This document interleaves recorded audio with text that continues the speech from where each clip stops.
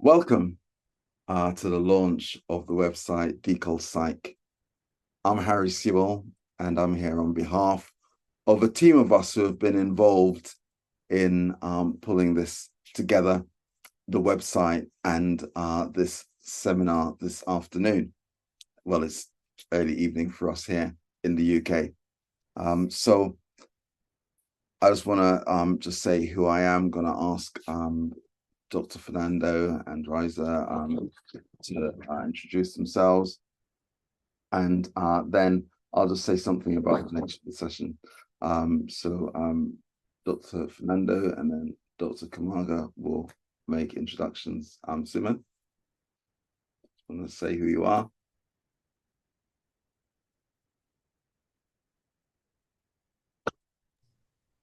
Unmute you. Right, we can hear you now. You can hear me now? Yeah.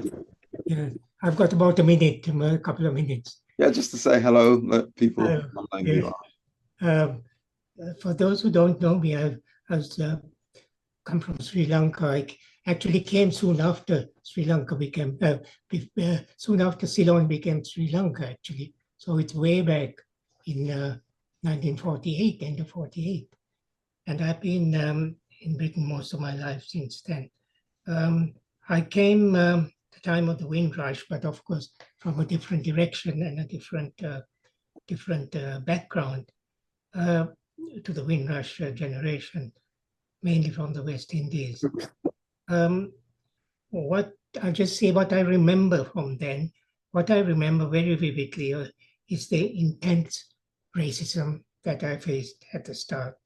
It was not a concept of being black. I was called black, which surprised me because I'd never been called black before that. And it's, of course, worse names like you boys, a colonial term for natives, colonial term for natives, blackie, just native. These were the sort of words that were used to me in the tubes or in the buses. Actually, not with any malicious sort of feeling behind it, but it was a norm to refer to black people, and I took on this black identity because really I had no other. Because as the Calypso says, if you're not white, you're considered black. If you weren't white or black, you were nothing. You were just not. You didn't exist almost. So anyway, that's very briefly. I prepared about 3 minutes, but I think I better move on. Say that I was, if you want to know more about my research work and my writing, I think it's best if you get my email, my personal website, which is sumanfernando.com, which was made a long time ago, actually, when websites were first being made by a chap who was training a Syrian refugee who was training to make websites. And so it's very old, like I am, and it's a bit unstable, and you don't often get everything on it. But I'm very attached to it, and I've kept it. The main activity I should mention is the Transcultural Psychiatry Society as a body which was active and which was my home for about in the 80s and 90s, right up to the time we had to disband it because of pressures and because of mainly pressures indirectly stimulated by the Royal College and the other sort of establishment bodies who didn't really like this work that was going on there. And this was, as I said, I refer you then to the my website, sumanfernando.com, if you want to know more about me. It's a very varied, it's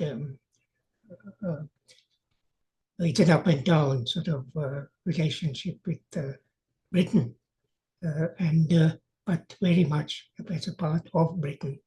And obviously, I've been here so long that I'm British, I think, through and through. Thank you. Thank you, Suman. Dr. Kumaga. Good evening. My name is Raisa, and I'm a counseling psychologist. And my heritage is in Ghana. I wouldn't consider myself British. I don't know if I'll ever be considered British because I'm from the Netherlands. So that's also my first language. But who knows? Maybe like Suman said, if I stay here for many years, I'll consider myself British at some point. But for now, I'll consider myself Ghanaian Dutch, and I'm also part of the core team. So thank you all for joining today. Thank you. So we're so super excited that you're here. And before we kind of get into the deep content of the session, just a few things. There's a wider core group. A bit later on, I'm going to ask Suman just to kind of mention some of them are here, some of them are not here, but as well as the three of us, there have been others who have been helping build and conceptualize the possibility of a website, Decolpsych, which would be this kind of massive resource that will, hopefully help to furnish further discussions and thinking and service transformation in relation to decolonizing mental health and psychiatry and psychology and related professions. But just in terms of housekeeping, firstly, just to note, the session is being recorded. This kind of lead up preamble bit, we could well cut this off the recording. And from this point, we just kind of need to get your consent. If for any reason you do not want to appear on the recording in any way, you have a couple of options. One is to change your name. We can kind of help you with doing that. Change your name as it shows on the screen. There's 3 dots in the top right-hand corner, and you can kind of get a drop-down menu. You can change your name. And if you're off camera with a pseudonym, then you'll be anonymous in this. So we can kind of be recording the screen and you won't show up. So that's kind of one option. We also just invite you to be as present as you can be in the session. It's kind of entirely up to you, but it kind of really helps with the group dynamics if we can kind of try to not be involved in our emails and, shopping on any online store whilst you're in here, just kind of be in it. So when we get to questions or conversations, you'll be really attuned to what's going on. That really helps. Just about the kind of culture and spirit of the space that we hope to hold this evening. We're really keen whenever we kind of get into any conversation, and there's not that much space for it, but that our questions will come from a place of curiosity, but that will kind of maintain the usual respect and courtesy that we have in these spaces. That courtesy will be not talking over each other, not occupying a whole load of time and drowning other people out, just those kind of usual courtesies. And yeah, we're really trying to promote that kind of reflection in the process. So the outline of our session is that in a moment, Raisa is going to just introduce you to some elements of the website. And that's just going to give you some little snippets, some idea of what's on it in case you haven't looked yet. The website is now live, and that's really exciting. So tell your friends, tell your family, tell your enemies, tell everybody there is this massive body of resource they can access. So don't go looking now. We're just going to kind of navigate you around a few steps. But yeah, please do share. So that's the first part. And we'll say a little bit about the history of how we've arrived here with this website. It's after that Dr. Fernando will be giving his distinguished address. So that's going to be at 6:15. We'll listen for about half an hour, and then we'll have a short time for questions after that. So that's just giving you a shape of the session moving forwards. So thank you for being here. So before I say something just about the background and the history of the website, Suman, do you just want to mention some of the other members of the core group? We kind of like to recognize the efforts of others who've been involved in getting us to this point. So maybe we'll just mention them by names if you're here. Maybe you can wave at the screen so everyone can recognize you. Suman? Do you want me to say something? Yeah, just introduce the other core members. I see. Well, actually, if you read, it's not easy actually to refer you to reading the About page. the second page of the website, and it tells you how it developed. And initially, actually, it came out a long time, well, about a year or two ago, about discussions I had in the critical psychiatry group. Actually, it wasn't a part of the critical psychiatry link, but it was people from critical psychiatry joined me in discussing things about decolonization. And you see the names in acknowledgement of the people who were there and contributed to that discussion, which I found quite useful, but not very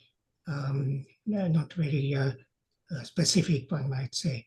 But it led me into a lot of reading for nearly a year almost, reading around decolonization and things connected with it.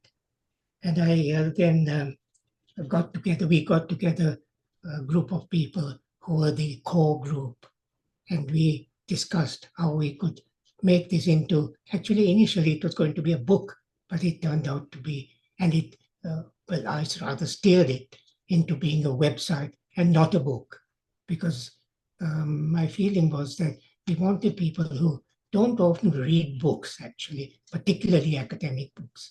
And I've heard this at meetings where people said, well, why don't they take our advice? The government say, well, they don't read this sort of stuff. They watch, they go to social media, and they go to lots of things on the web, on the internet, which are much more interesting than these boring books that keep coming out. And so we made it into a website.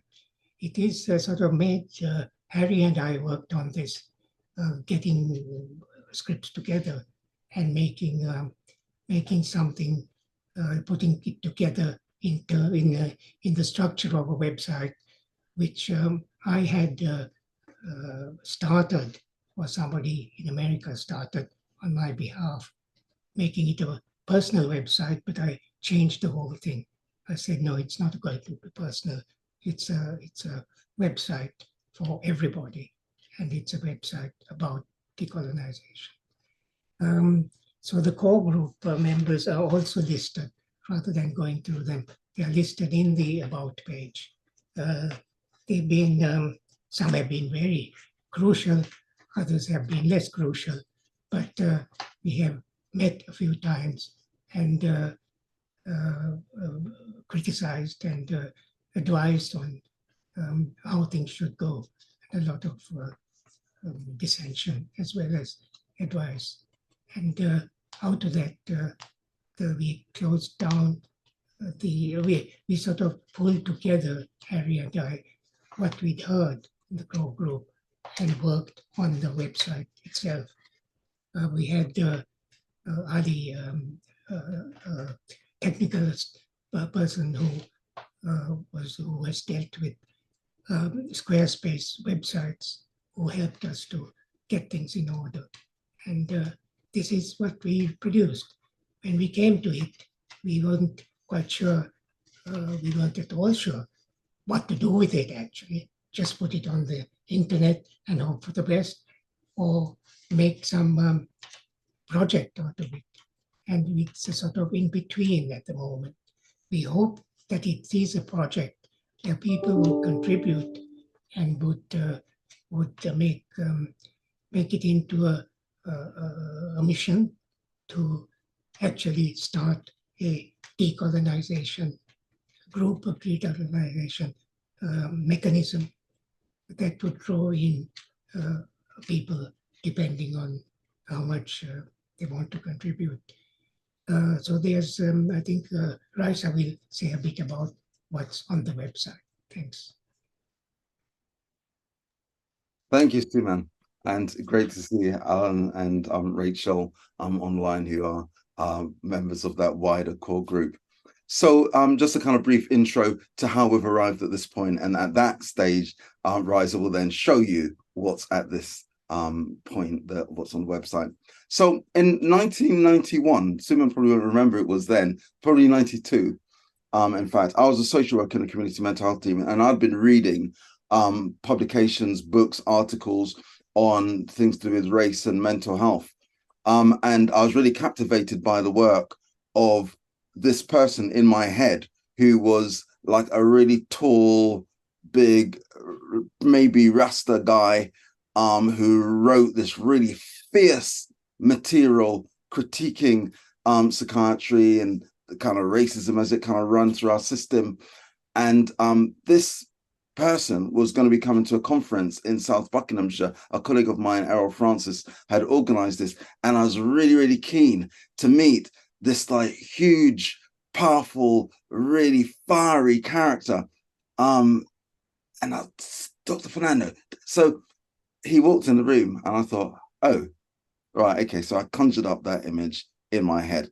But that was the nature of Suman's writing, that it was so fiery and fierce and so laser-like in pinpointing what needed to be attended to in the system, that I had some giant figure. And I guess sometimes we can be small people, but our spirits, our integrity, our knowledge is vast. And that's Suman. On this website, you have some reflection of both that really sharp critique and the vast array of work that Suman's produced over the years, alongside contributions from academics and theorists and activists around the world.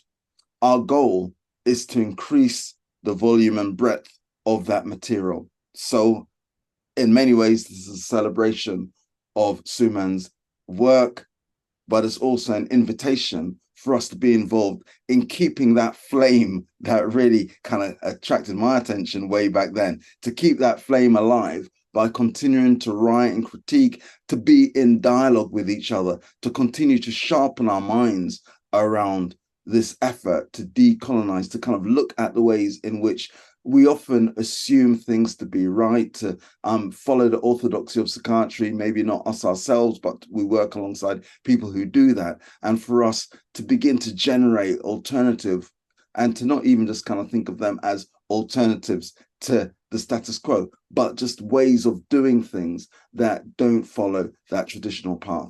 So we are going to be hopefully having contributions from folk who might not be academic in background, but who might write thought pieces, write blogs that will have, people might prefer to do vlogs, video blogs. We will host those.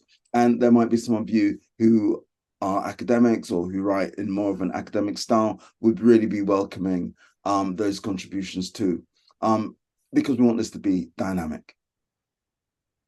The last thing is that as we move towards hearing from Suman in the first in the series of distinguished addresses, and we kind of, in the course of developing this, because we evolve, we were calling them masterclasses, but of course there's such a gender bias around masterclass that we kind of talk about distinguished addresses. So if you see the terminology change, that's why. So, you know, following on from the distinguished address from Suman tonight, we are through this launching a series of 6. This is the first in the series of 6, 5 others to follow, Raisa and myself, and we're already in conversations with contributors from around the world to keep it really global as far as we can. And we've got so much interest, we might actually have a series 2. That's enough from me. We've told you about how we've ended up getting to this point.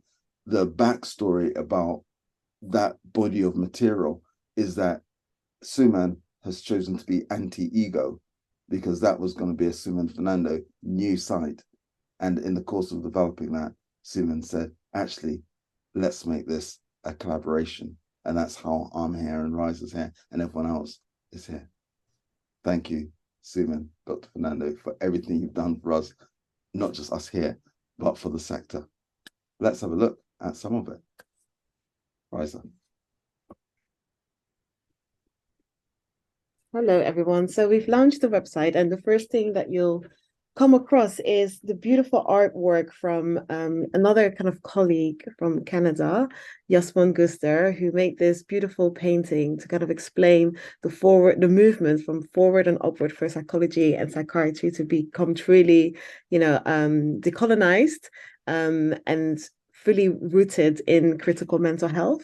And some of the pages that I'll quickly go into is a page where Suman Fernando has written a sample framework for decolonized psychiatry psychology, where he's written a piece about the background and history of psychology and psychiatry. And then other pages that we have is what Suman mentioned about the about page, where he listed some of the core groups and spoke about some of the acknowledgements and supporters. And on the website, actually, if I go back, there is a page called donations, because this website is funded completely out of the core group's funds. And so because this is a non-for-profit, this is really entirely based on kind of Suman's work and the work other people have contributed in decolonizing psychology and psychiatry and other related fields. We have to obviously pay for the maintenance of the website. Actually, this is just the beginning, and there's so many things that we could change and add, to make the website more visible and accessible for the general public, for non-academics. So there's a lot of work that needs to be done still with the website. So therefore, we do have a donation page that you can see at the top of it. And on this page, you can donate any amount that you deem sufficient for us to kind of upkeep the website, but also for other related activities.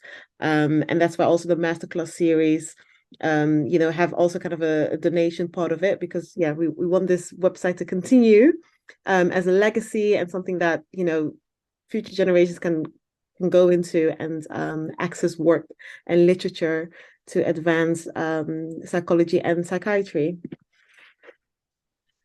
Some of the other things that you can find that would be really helpful and useful are videos from Suman Fernando, but also from others. Some of the masterclasses that Suman has done in the past, videos from people from around the world that have contributed to critical mental health, such as people that we all know that contribute to this work. But like Harry mentioned, we find it really important that with this website, we also access people who have an interest and passion in decolonizing psychology and psychiatry and want to contribute, which I will talk to you about in a moment. Other pages that you can find is the books by Suman Fernando, some of the latest ones, but also some of the earlier ones. There is a very helpful page here, which is on the reading list page, where if you click on this link, you'll get access to a Dropbox that has different research articles that are related to the sample framework that I've showed you earlier, but also just, really helpful research that have been done around decolonizing psychology and psychiatry that people can have access to. So you can click on the link and then a Dropbox will open. And like Harry said, with this website, we are really looking for enthusiast people that, want to come with us in this movement and to advance decolonization. And this can be as creative as possible. It doesn't necessarily need to be rigid academic articles. It can be, like Harry said, videos, could be art, it could be anything that really kind of fosters decolonization and fosters a deep understanding of global mental health history, thinking about some of the non-European cultures, and also making sure that it's accessible for people, so we kind of overcome that barrier of translation challenges. Research or thought pieces that integrate transcultural and cultural psychiatry literature and acknowledges diverse historical mental health system, and also recognizing that decolonization is about addressing the impacts of colonization, particularly racism, and thought pieces around that, and thought pieces around how this process can reshape global psychiatry and psychology. And we would love to have, work and materials from people that are not from the global north, but also from the global south, with diverse kind of backgrounds. So that is it in terms of the website. And I do all, really encourage you all to have a look after this lounge, to go on the website. I also want to kind of take the opportunity to see if there's any questions around the website. Then yeah, I'm happy to kind of we all are happy to kind of answer them. As we have, I think, about 5 to 10 minutes, isn't that so, Harry, for questions? So yeah, if there's any questions about the website, yeah, or any comments or reflections, that's also helpful. We're doing good with our time, so feel free to grab the mic, someone. Thanks, Raisa. That was really concise and clear.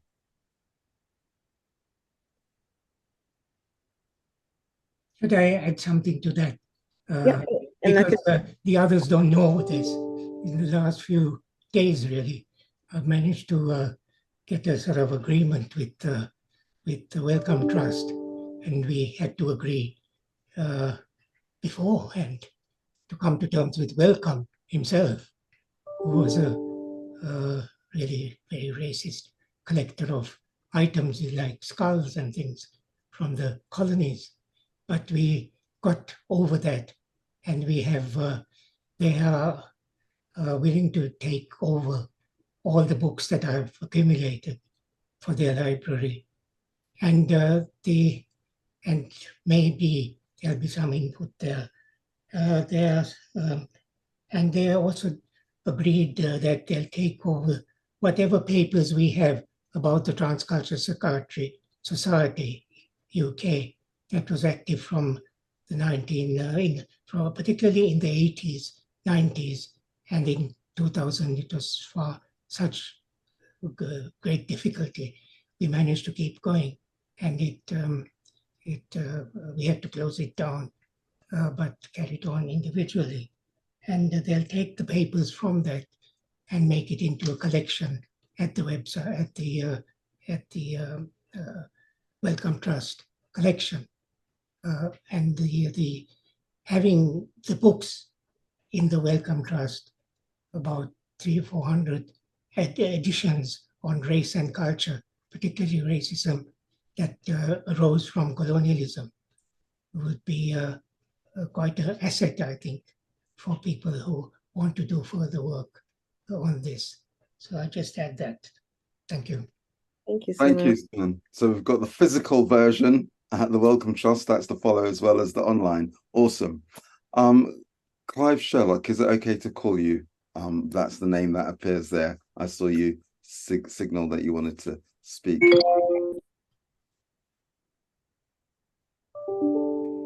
Unmute. No, I wasn't clear. I'm terribly sorry, but I wasn't clear. When are the questions and answers? We're going to have a brief Q&A now about now. Yes, anything around the website. The presentation Raisa's just given. May I then ask a question, please? Please do. And forgive me for being naive and ignorant, but why is it called decolonisation? I saw that it's about the basic effects of colonization and racism, but why do you call it decolonisation? Is there a particular meaning which I'm not clear about in that word? I'm quite happy to field that. Is there anyone in the team, anyone else who wishes to respond to that? Suman, you know. Yeah, yes, I know. I know all the discussions that we have tried. Not we, and there are a few of us have tried to get going at the transculture at the CPN network, but anything to do with race, races, heckles, and it actually, I felt certainly that it jeopardized other critical work that is going on in the CPN network, and that was very important that we don't shake things too much by bringing this in. But I think the people who are leading the CPN actually agree that the terrible effect on the development of psychiatry and psychology that has resulted in the in a very racist, we feel very racist, but it's left a legacy of racism to influence and to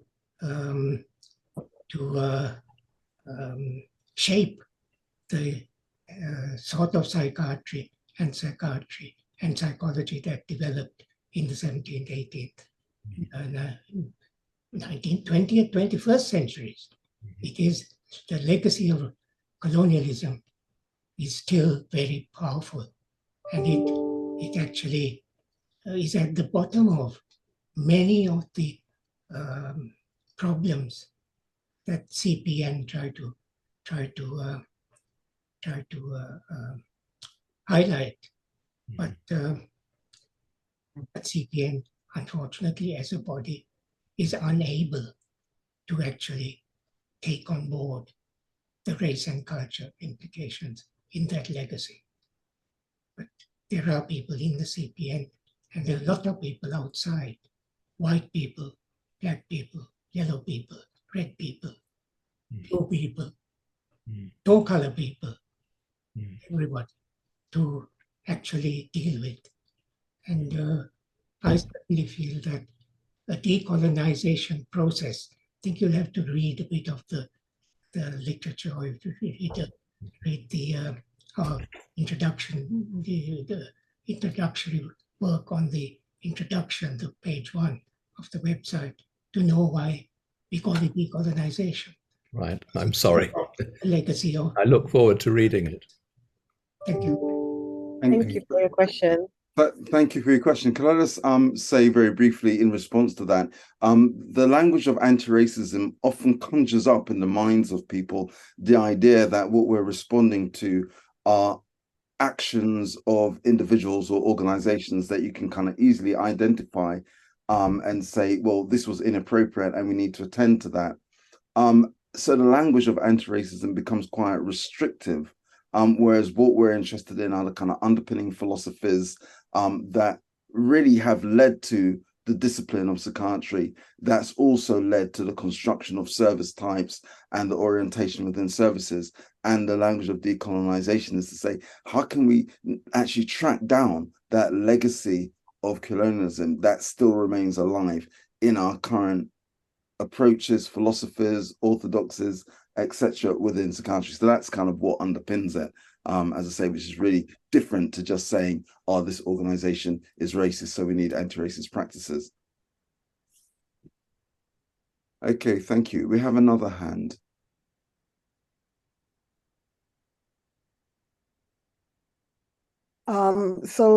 Good afternoon, everybody. I'm Elsie Gale. I'm a practicing midwife. And I'm just wondering, where does the recognition of the impact of poor maternity care come into this issue around mental health? We do know the immediate, the longer term, but also the intergenerational impact on people's mental health, particularly those of us who are not white. So I'm just wondering where it would sit, or does it sit in this platform at all? Thank you. That's a lovely question. Thank you so much. And I think this is, the reason why we're coming here together, to understand that actually when we think about mental health and mental systems, it's multidisciplinary. It involves so many different disciplines. And, we actually welcome people who have expertise in, maternal health to kind of contribute with these type of thought pieces around, decolonizing mental health systems in that specific field. So I think, it definitely fits in the kind of, vision and view in terms of decolonizing mental health systems by understanding the processes, the psychological and psychiatry processes, but that doesn't exclude maternal mental health and maternal health. Thank you, Raisa. And of course, what you speak to is something that we're really keen on, is to recognize that part of the legacy of the discipline that was kind of built upon the Cartesian dualism, kind of René Descartes' idea of that kind of mind-body or mind or body-spirit split, that then suggests that we can have a discipline that treats the mind as a separate entity to the body, is kind of foundational to the discipline. And the question you ask about maternity care is saying, well, actually, we can't separate off systems in human beings in that way. And this is kind of part of the shift away from that notion of that kind of individualized mental pathology to saying we're complete systems, and not just as human beings, but our communities are systems. And that's part of what we are attending to in this work. So thanks for the question, Elsie, and yeah, really, really helpful. We could probably have one more question or comment if anyone has one.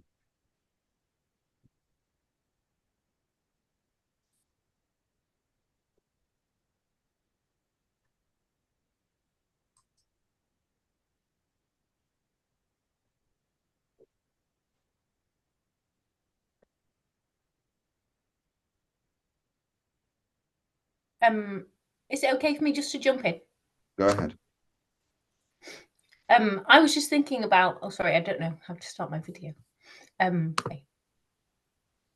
So yeah, I was just thinking about that question about maternity care, and also what you said about decolonisation. And I guess that kind of the underpinning philosophies and where they come from. And I think for me, that question about maternity care really highlights why this work is really important and needed, because actually it is about a different way of thinking about people, about health, about communities, and much more, to me anyway, of a holistic approach that takes into account, I guess, different ways of thinking about people. And that's not always the same in every culture, far from it. So it was just a comment, really, that I think those two questions for me really went quite well together in how I'm thinking about it. No, great. Thank you. A friend of mine had a skin condition for maybe 8 years or something, and had gone to the GP and had got creams and tablets and things. And then someone said, oh, you know, there's a kind of relationship with diet. And she kind of went away and started to read and kind of changed her diet and kind of basically almost stopped drinking alcohol and did kind of various changes. And her skin condition really improved. And she was baffled as to how her GP at no point had ever suggested to her that she didn't just have this kind of biological illness, but that, you know, the kind of lifestyle decisions and choices that she could make.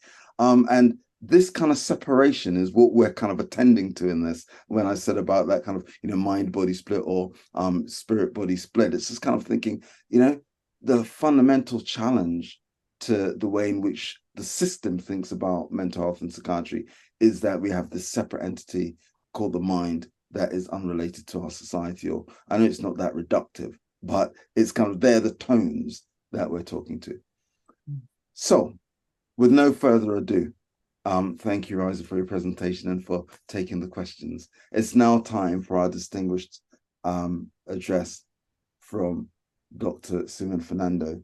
It's a real privilege.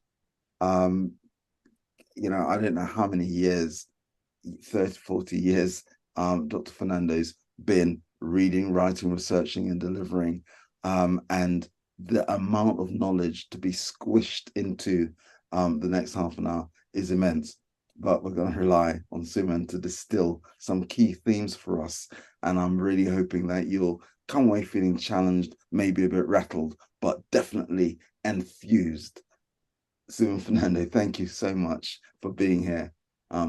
Given what we know about where you are in your life, it's an absolute privilege. And those of you who are on screen should count yourselves really lucky to have Suman here this evening. Thank you, Suman.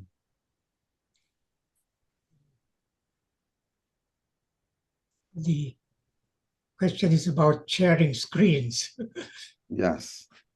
So have a go at that.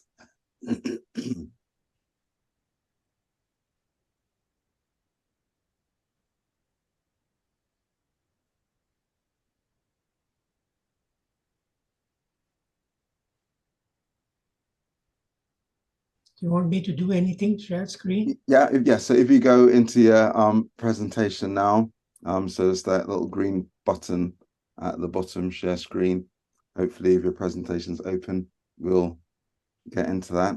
If you click on your presentation, we should be there. I can see it on the right. So if you move it, yes, absolutely. That's it. Yes, it works. Yeah. This is my greatest worry in giving talks, that it wouldn't work. And sometimes it hasn't. And it's been pretty, left me with days of remorse and grieving. So this is fine, Harry. Thank you very much. Great, thank you. Can you get it to presentation mode? If you can't, it's fine. Oh, I see. Yes, sorry, I have to do something else. If you can, it's great. If not, we can see the slides, so you're fine. Next slideshow. Isn't that in presentation mode? I think, where is There's it? a little icon at the bottom that looks like a lectern that you might find. If not, go to the top and you'll see it there where it says slideshow, right on the toolbar. The slideshow. That's it. Is that it? If you go from beginning slide, so if you go right back to the top where you were, just keep going left now. Keep going left, right to the end. Just keep moving the cursor along. Then, yeah, just below where you are, it says slide from beginning. I think if you click on that. Sorry about this, but I'm... Okay, yeah, if you keep going to the left. Oh, yes, I think that's... Yeah. Okay. Oh, brilliant.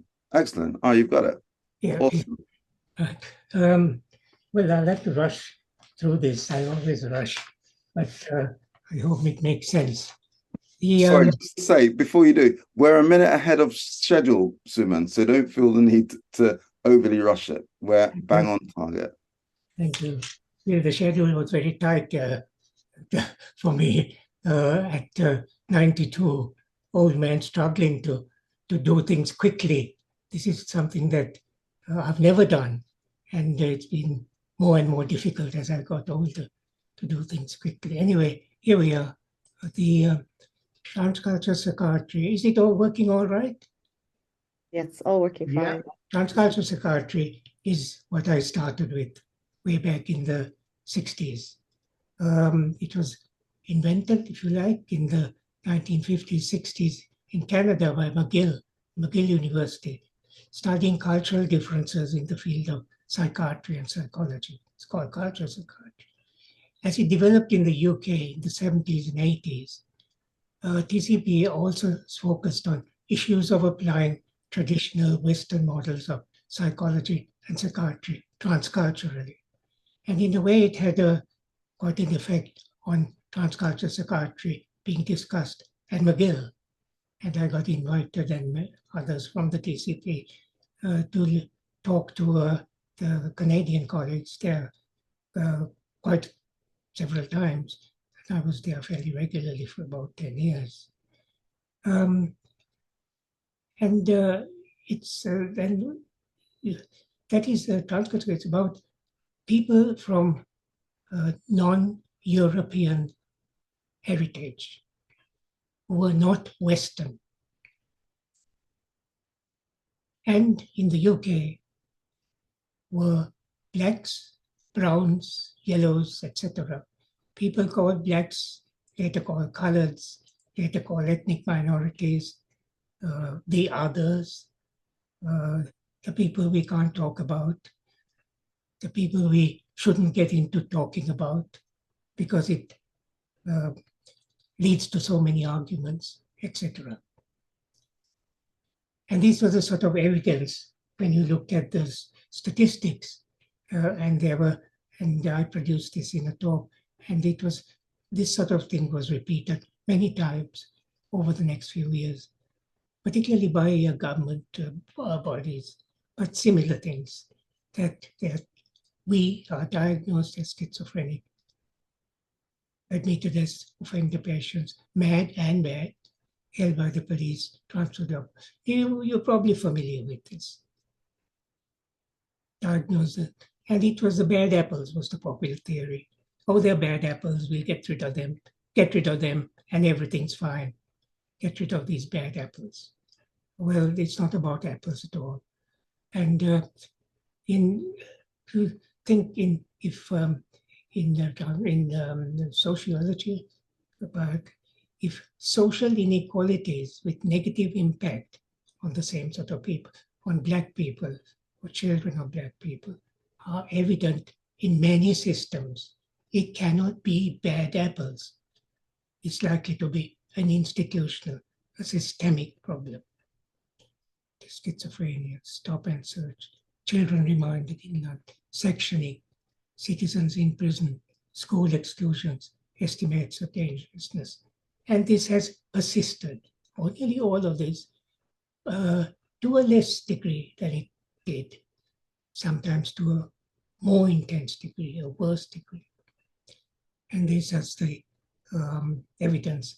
I put as many references as possible that I could think of, because it might help you to follow this up later, those who are not very familiar with this.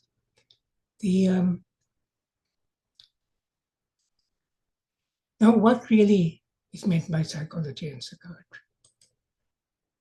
Cultural diversity, psychology and psychiatry, worldwide.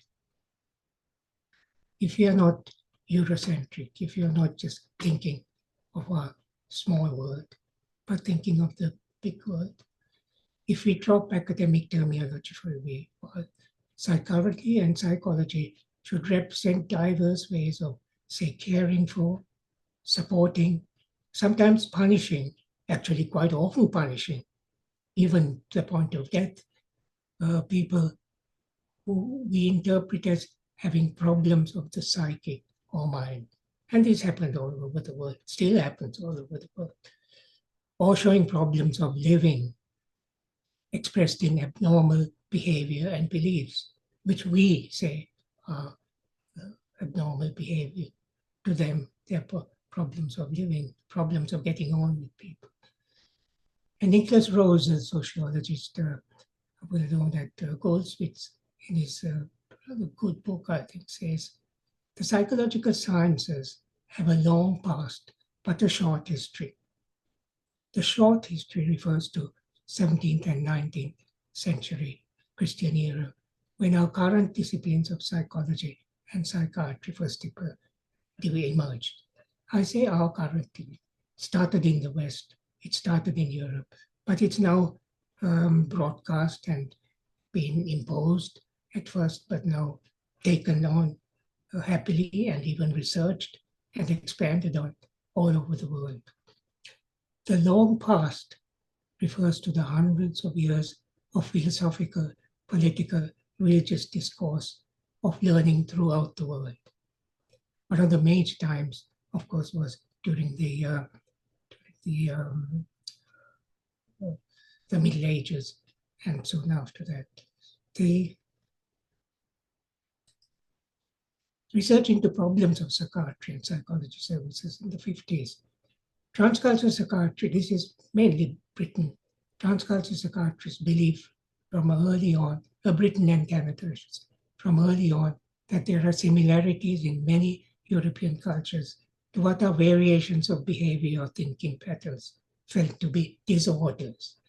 We say they're disorders. Beliefs that are felt to be imaginary. People who say they are the queen, or they're holy, or they're criminals when they are not, or out of keeping with what is generally accepted as real, and so on. And forms of help for people identified from a diversity of views, for instance, of seeking a better life, helping their well-being, or escaping being punished, and so on. Then came, this is moving on quite fast, into what's called post-colonial research. This post-colonial research actually was started really about the time of transcultural psychiatry itself in the West. The in the 60s, but it didn't reach the books. It didn't reach the books even. It didn't reach the public, didn't reach us academics till the last 10 years.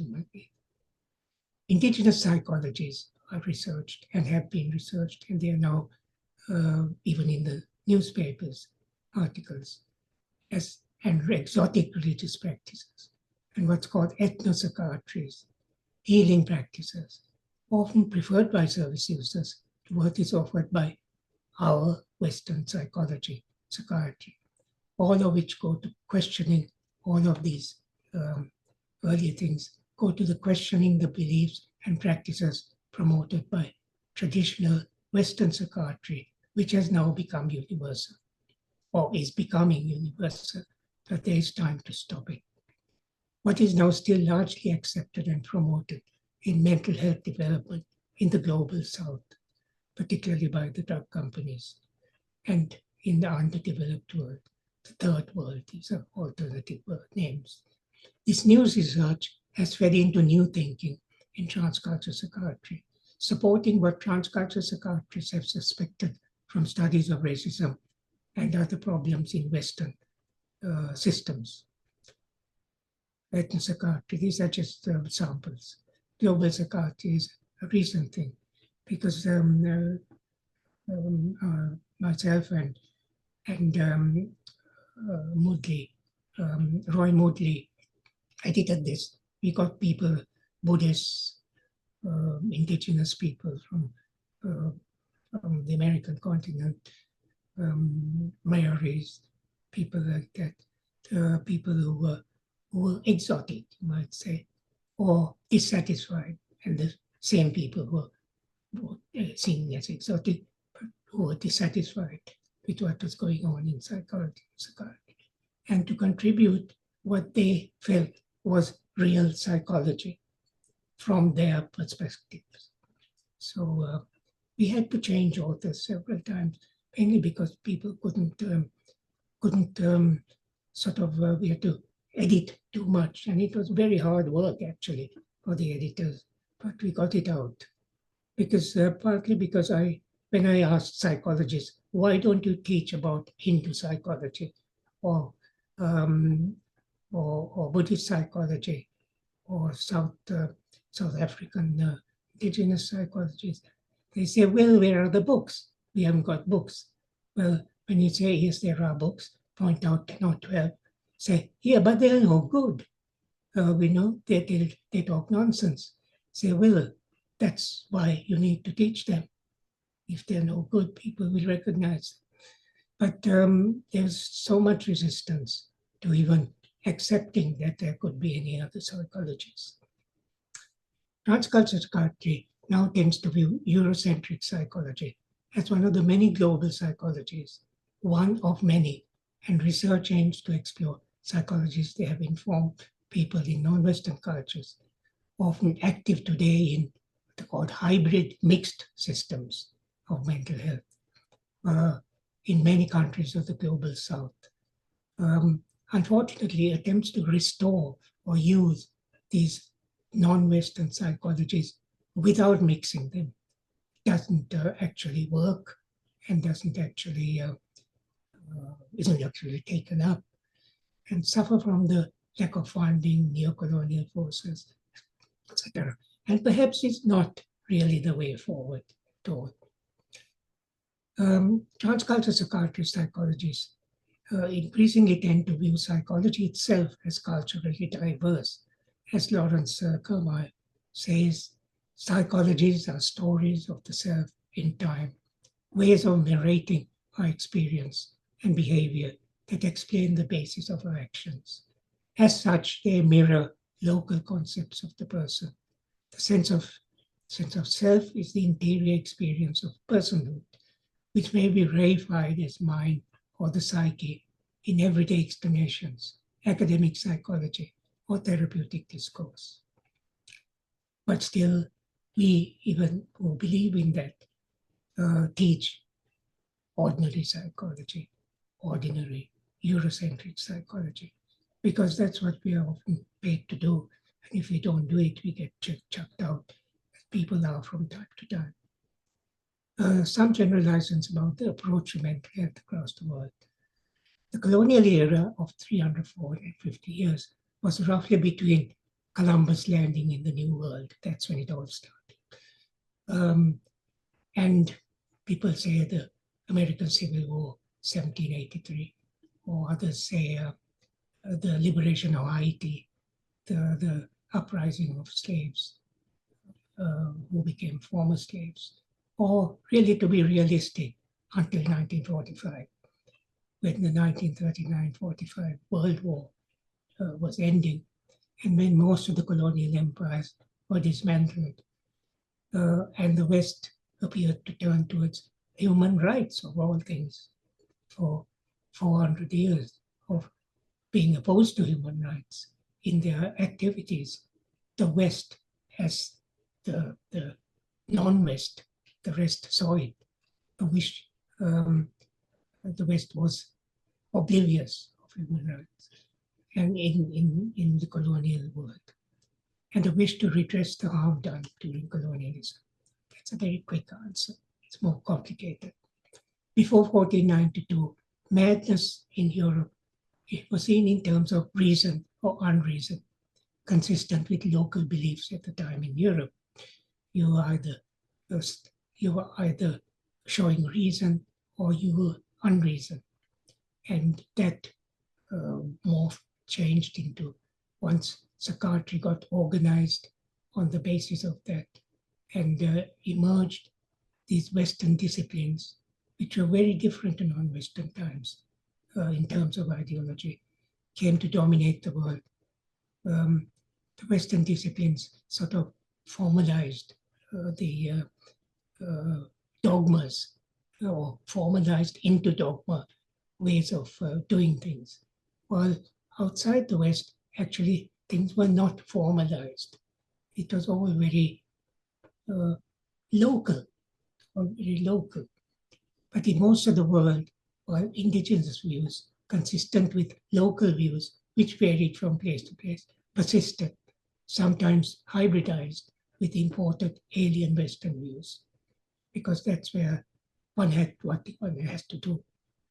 Today, the approach to mental health in the rest, that's the globe, roughly the global south, remains culturally diverse within each local cultural boundary, maybe each city, each country, and hybrid in some areas, many areas around cities in the non-West. And the approach to mental health in the West, roughly the global north, is Eurocentric, and the West regards this, the rest, as underdeveloped, primitive. If you want to read up about this rest versus the West, the way of dividing the world, I think Stuart Hall's work is written.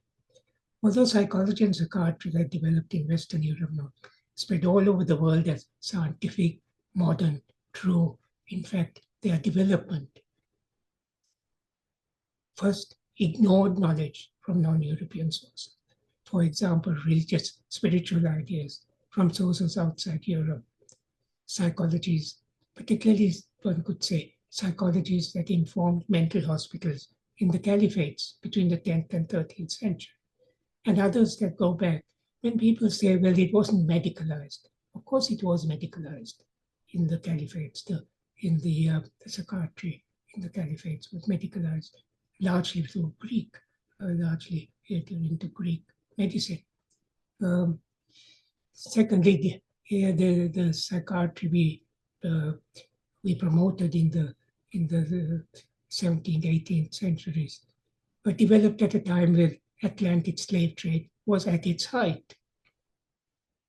Toni Morrison and others. And when leading figures in Western Europe, Hume, Kant, Hegel, openly espoused racism as a European value. In fact, I think it was very much a European value in Britain until the end of the last war, end of the Big War. Easy, Habib. There's writing coming out on this. quoting earlier work. When much of the alleged history of European culture was biased, it occurred at a time when the history of European culture itself was biased in denying its Afro-Asian roots. And there refer you to Burnell's work. Burnell, Martin Gardner Burnell, British scholar of modern Chinese, wrote a four-volume series arguing and bringing immense amount of objectively obtained information based on strong evidence. The credibility of his work was rejected by many Western historians. He was virtually hounded out of historical history. And in this background, when colonialism and race slavery coincided with the development of the psi disciplines, one would have actually, if you were told this, you say, of course there'll be racist. There couldn't be anything else but racist. This psychology and psychiatry, because that's how psychiatry and psychology is made. You take what you assume to be facts. We take what assumed to be facts and then make it into dogmas. And it depends on the context, is how these dogmas develop. Sometime between the 15th and 19th century, the notion of race arose in European culture, and institutional racism became embedded. Now I'll give very quickly, I'll go through some slides. Psychologies of India. The psychologies and psychiatries in Ayurveda, quite a lot of research, of course, into this.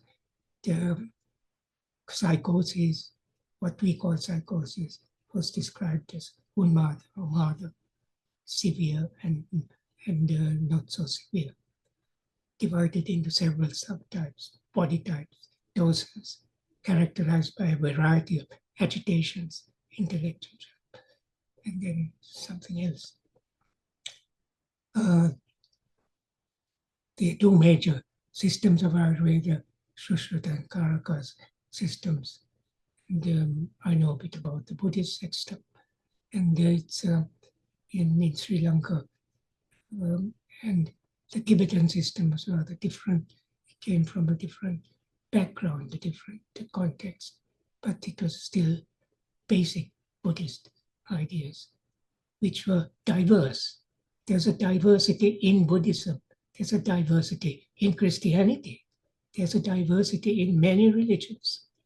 And it's the diversity and the political context in which it's promoted and colleges of psychiatry develop, is that often determines what is actually emerges. Treatments, herbal, lifestyle, and actually the three-legged stool was intriguing. The treatment in Ayurveda, a basic approach, is that there are three aspects for treatment. There's herbal remedies, like our drugs. There's lifestyle advice, which we are beginning to do now. And there's nutrition. Again, we are beginning to do now. And Western development, Western research and Western understanding is actually reviving the Ayurvedic principles. There's the Tibetan psychiatry, the Islamic, and the Majums, the madman in medieval Islamic society. Quite a lot of other work by Dawes. Dawes was a British or American guy who wrote a lot, he read a lot, and he traveled a lot. And he actually had a lot of writing, which his wife and others got together and published this book retrospectively after he died of his findings. And in Tibetan medicine, these are the sort of descriptions by Western psychiatrists and psychologists and anthropologists, so Terry Clifford, an anthropologist, that the Tibetan medicine is a complex weaving of religion, mysticism, psychology, and rational Ayurvedic medicine. And the psychology, Clifford said, the psychology involved with insanity is the psychosis is the same as that required for pursuing enlightenment. But there's a crisis, and we talk of the crisis. Crisis is when we need to intervene and direct the recovery from that crisis into positive, helpful ways, and not into negative ways. And that was virtually that theory, same as that required for pursuing it. So it either became enlightenment or it became permanent madness. Earlier hospitals of people in the Maristans, the Arabic Empire, I'll just go through some people like Maimonides. Maimonides was a psychiatrist in that time, and he was also a Hebrew scholar and a rabbi who was the physician to the court in Cordoba, the Western Psychiatry. And there are some pictures from Sri Lanka where I worked, I visited several times on a three or 4 year research project funded by Kumaga and others at Canada, at McGill. And we this is the staff of a small hospital in Decolonisation in the East.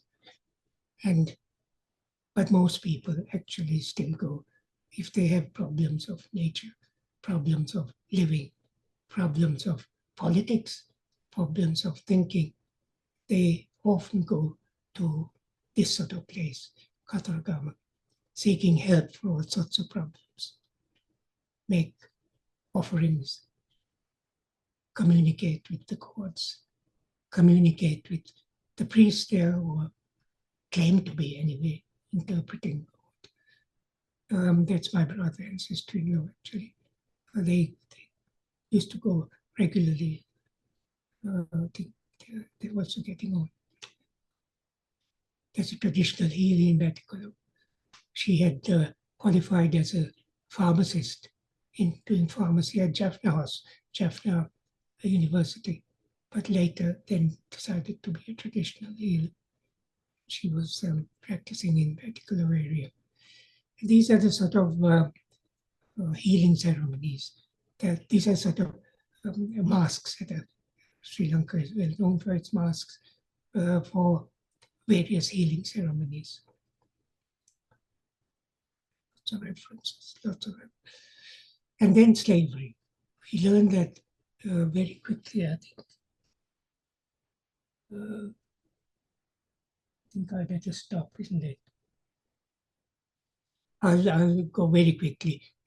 You actually still have a dedicated 5 minutes. 5 minutes. We learned that trading slavery, we often, it's a common to think of slavery and racism, because slaves were black. Well, most slaves were not black. Some of the slave masters were black. The big trading, the many traders were Arab traders who were both white and black. I think they are alleged to have raided the ancient Britons, took them to Greece. I don't know whether that's a true story, but it is one that people talk about. They used to take white slaves, but they weren't white or black. They were people, because white and black came later. They were people. And anyway, both Roman and Greek states dependent on the labor of enslaved people. both black, white, and yellow. The ethnic group in Eastern Europe called slaves were enslaved in 900 AD by Muslims of Spain, giving us the word Slav, slave, Slav. They came from the slaves of the Muslims. Slavery in China, perennial, enormous history of slavery, various forms existed since the second millennium BC until it was actually finally abolished in 1909. Many were in the harems, the women slaves, harems. Many rose to be important people. The head of the Chinese Navy, when it outdid the British Navy, before the British Navy became prominent, and organized enormous visits across the world in the 13th, 14th century, just to look at people and to bring animals back to their zoos, etc. And these were a chap called Hay, who'd started life as a slave, he was managing a harem for the Chinese aristocracy. Slavery, the notion of race. And this, as an aside, I'll just finish with this. We all find it difficult to be anti-racist, black and white people. White people, I really admire many white people who are anti-racist. It's easier for black people to be anti-racist. It was easy for me when I was called by these names.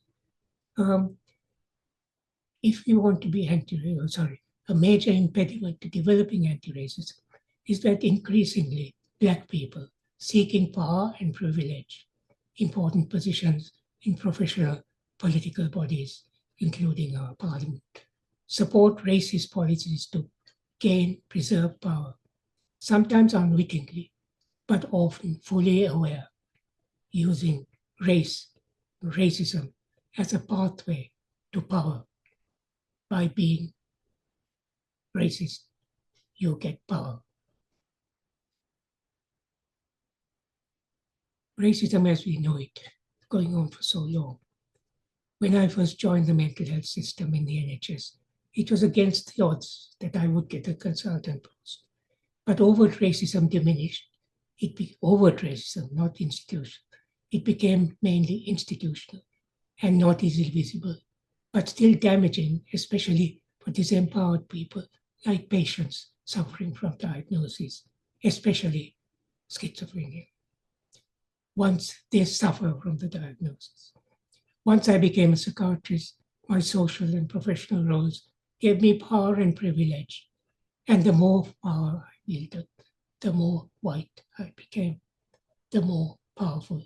White and powerful went together. And it's not unconscious. It's not about unconscious bias. I now know that I'm fully aware of this. I now know that James Baldwin was right. History is not the past, it is the present. We carry our history with us. We are our history. I attest to this. The world is not white. It never was white, cannot be white. White is a metaphor for power. And that's what it is becoming, has become in many areas. It's about power. Thank you. If you all feel so inclined, please unmute everybody and give Suman a round of applause if you wish to. Obviously, you don't need to, you don't wish to. Bravo. Well done. How much time we have questions? Immense. Maybe if we could stop the share and we can take questions. I'm not going to do any preamble other than to say that was captivating. Thank and you.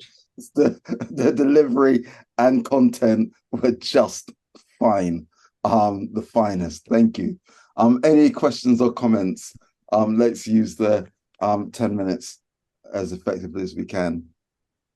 This is how transcultural psychiatry has changed into decolonization. This has a question. Can you mute yourself? Yeah, thank you, Suman, for that. That was really informative and really grateful to hear what you had to say. As a mental health social worker in a community mental health team and working within these structures and being in these systems of power where with the hierarchy as a social worker in a mental health team, as a statutory social worker within an LA system, within a BDCT NHS system, power is something that we sometimes lack within the hierarchy. How would you recommend or advise that we advocate for the people that we work with and try and fight for more inclusive and holistic ways of treatment and battle against this kind of psychiatric medical lies type of model? I know that's a really heavy question and probably something you can spend a long time answering, but it's just something that was on my mind while you were speaking. Well, I tried to read quite a bit about how people go about being anti-racist. I think Candy's book, How to Be Anti-Racist, is quite groundbreaking, actually. But you have to read it many times. I've read it. I keep going back to look it up because it's not just being anti-racist, if you take it. It's about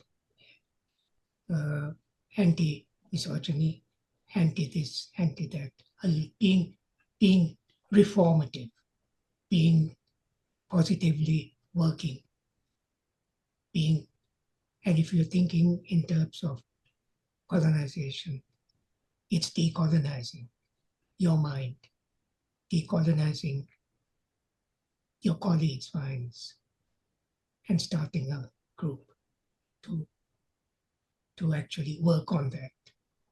Coming back to the personal. Politically, it's, of course, there are lots of political parties and political groups. But it's, I think one must keep in mind that this is all due to colonialism. And we are trying to undo what colonialism did to us and to them. And in particular, to what we now call white nations. It's not about white, actually, when you come to analyze it and how it's changed. It's not being anti-white, and it's not about white people. In fact, I have a feeling that in some places, it's the other way around. There are more white people who are being anti-racist than black people. And that's, people don't like to face that, but there are black people being very racist. Thank you. Any more questions or contributions? If we have 2 or 3, I'll gather those up first and then give Suman a chance to respond. Anyone in the room? Okay, Vitor, we have one. Yes, please. Go ahead. Welcome. Great to see you. Yes. Go ahead. So, Suman and everybody, hello. It was wonderful and all the historical review and the origins of those traumas that we are facing, that we are still facing. And what I keep feeling, and as I heard about our colleague, the social worker, and your presentation and your beautiful work with the traditional medicine in Sri Lanka, with all the healers, and that makes me think that all this debate should end in a clinical practice, in a community clinical practice. And this has a great impact in the community life and in the personal stories of people, of sick people that are seeking assistance. So when we talk about decolonization, I think we are talking about decolonizing our clinical practices and decolonizing the way we treat people and the way we approach mental health, like you did in Sri Lanka, Suman, and did in London. And I live here in Brazil. I work here in Brazil in the last 5 years since I came back from McGill, and how we have such a diverse medicine from the Africans, from the indigenous, from the traditional communities, and how we can do a much better medicine and much more effective clinical medicine if we could develop this kind of look and do the proper stories and the anamnesis of the patients, of the families, of the communities, to develop a transcultural or decolonial look into clinical practice. I think this is a effective way for us to think how to deliver in communities and in medicine this wonderful debate and this wonderful review and this incredible information that you have shared with us. Thank you very much. We look forward to a session from you, Vito. Absolutely. Yeah. Maybe one of the series, as I said at the start, we're gathering up speakers to get this global perspective. So we might have one in the series of distinguished addresses from Vito. Thank you. Any other kind of questions or comments from the room?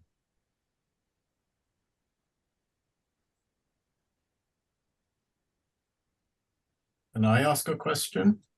Please do, Duncan. Great to see you. Hello there. I mean, it's a big question, Suman, but what should a decolonized psychiatry and psychology look like? I think the last few pages of the website is actually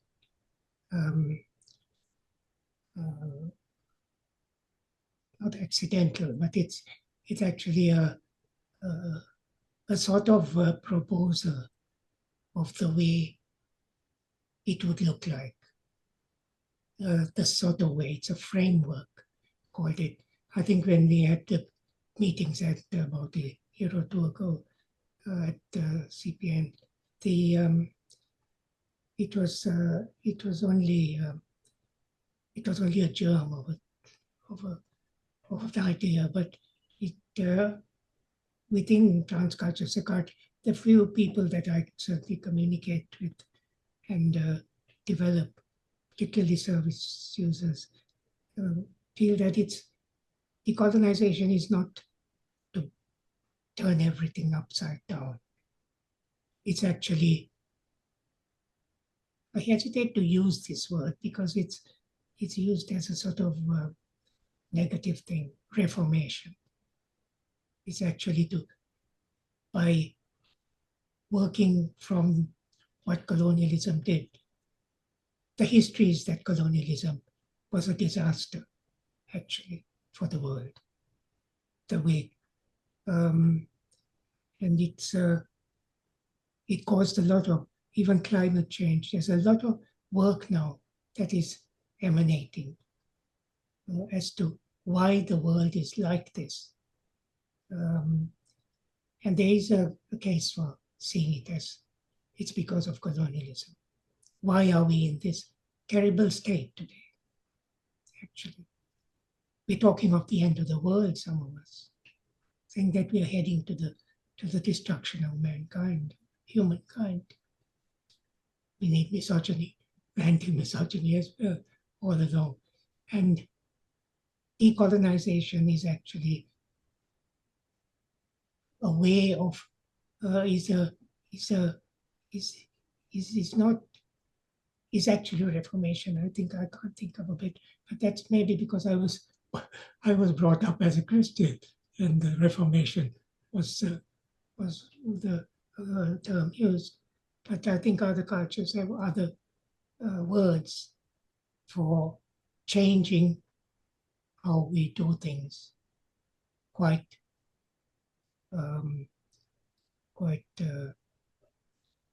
fundamentally by identifying how we did things disastrously before. Look at what happened. Look at what happened. Let's do something to reverse that. So that's just thinking aloud. It's almost like a strategy, because anti-racism hasn't got anywhere. It's much easier life. I mean, I found it so much easier when people weren't openly rude to me and called me doctor and paid respects, and I knew what they were thinking. That's back in the 60s. They said, "Oh, I shouldn't have said that, should I?" It was easier living, but it was not easier for the next generations. I don't know whether that makes sense. Thank you. Thanks, Suman. Thanks all of you for being here. We've got probably 30 seconds, Alan, and then because we kind of agreed we're going to be on the button on 7. So over to you. Yeah. Okay, really condensed. Thank you so much for putting this on today. Suman, that was great. You reminded me of, similar to Harry, kind of going right back to early 90s, the space that you created for all of us to start thinking about some of these things. And you're still doing it now. The website, I think, is a beautiful kind of way of continuing the dialogue, keeping it open, so that we can look at, when we're talking about decolonisation, it's also about it's deconstructing whiteness and kind of understanding that a little bit more as a process in terms of us being able to take forward the things that you've kind of developed over the last 30, 40 years in all of your work. So thank you so much. It's difficult to put it into 20, 30 seconds. What an amazing recognition and honor of Dr. Fernando's work. Thank you, everyone. So, quick reminder, don't forget, go to the website. You've got the link now. Go, it's live, explore. There's the donations button. Don't forget to click that and do whatever you wish to. Organizing these things and organizing the future distinguished addresses, they kind of take time and money. So it's kind of great to be supported in that. And please do book on the others. We're going to send out the list of future events, and please stay in touch. If you want to contribute, write articles, please do. Have a good rest of your day, whichever point of the day you're in. Thank you so much for all the organizers, and many thanks to Rebecca, our colleague, who has done a lot of the groundwork to get us to this point this evening. Thank you all. Have a great rest of your day. Thank you, everyone, and see you all soon. Thank you. Bye. Thanks, everyone. Bye. Bye. Bye, Suman. Bye.